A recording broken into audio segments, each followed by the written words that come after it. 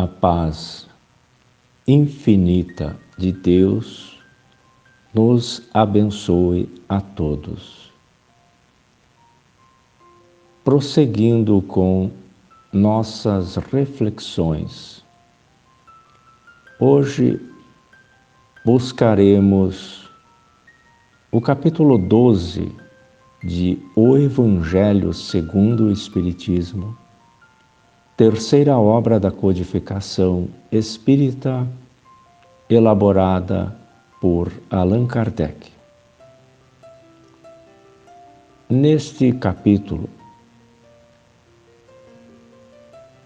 traz como título: Amai os vossos inimigos. Frase essa de nosso conhecimento. Ela remete a um dos ensinos de nosso Mestre Jesus, escrito por Mateus e Lucas. Vamos analisar os itens 5 e 6, que nos fala dos inimigos desencarnados. Nós que militamos e que conhecemos a doutrina espírita, temos motivos suficientes para sermos indulgentes, compreensivos com nossos inimigos. Sabemos que a maldade não é um estado permanente dos homens, na palavra do codificador, e sim uma imperfeição temporária. Da mesma maneira que os defeitos encontrados em uma criança são corrigidos, o homem perverso reconhecerá seus erros e um dia se tornará bom. Sabemos que a morte apenas nos livra da presença material do nosso inimigo, pois ele pode perseguir-nos com o seu ódio, mesmo após ter deixado a terra através da desencarnação. Se agirmos ou se nos utilizarmos do recurso da vingança, isto somente produzirá maior irritação ao nosso inimigo, que passará a nos perseguir de uma existência a outra. O Espiritismo demonstra, através da sua experiência e da lei que rege as relações entre o mundo visível e o invisível, que a expressão extinguir o ódio com o sangue é radicalmente falsa. Que a verdade é que o sangue alimenta o ódio mesmo no além-túmulo. Um exemplo grosseiro seria como se destruíssemos a roupa de alguém com a qual temos desavenças. Cabe, portanto, ao Espiritismo mostrar uma razão de ser positiva e uma utilidade prática ao perdão e aos preceitos ou ao preceito do Cristo: amai os vossos inimigos. Não há coração tão perverso que não se mostre sensível ao bom proceder. O codificador nos diz que, mediante o bom procedimento, tira-se pelo menos todo o pretexto às represálias, podendo-se fazer de um inimigo um amigo, antes e depois da sua morte. Podemos então ter inimigos entre os encarnados, como também entre os desencarnados. Os inimigos do mundo invisível manifestam sua malevolência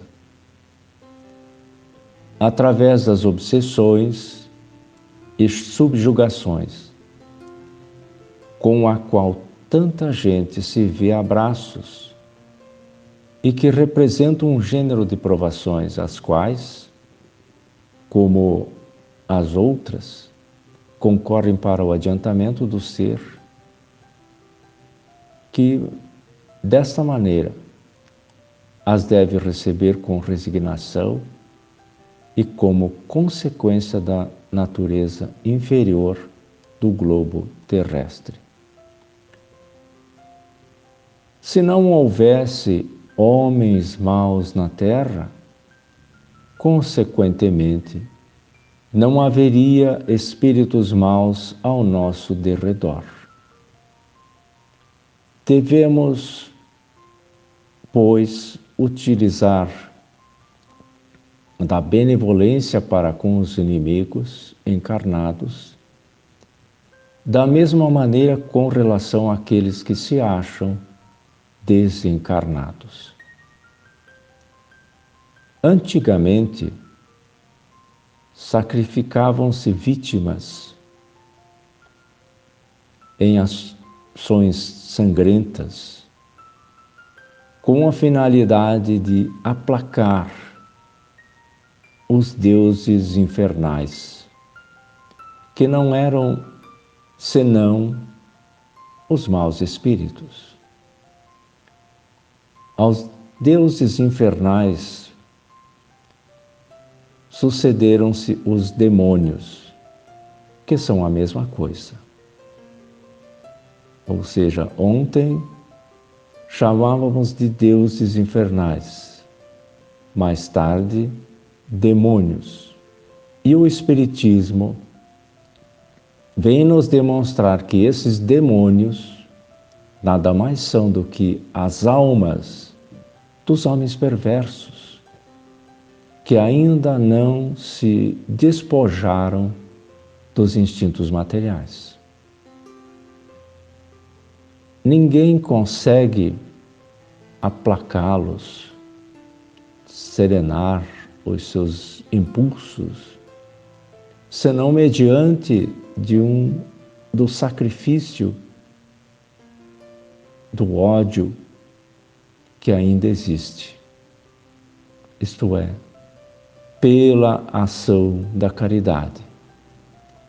Esta atitude não tem por efeito somente impedir a eles a prática do mal, mas com o propósito de reconduzi-los ao caminho do bem e de construir, ou contribuir, melhor dizendo, para a salvação deles.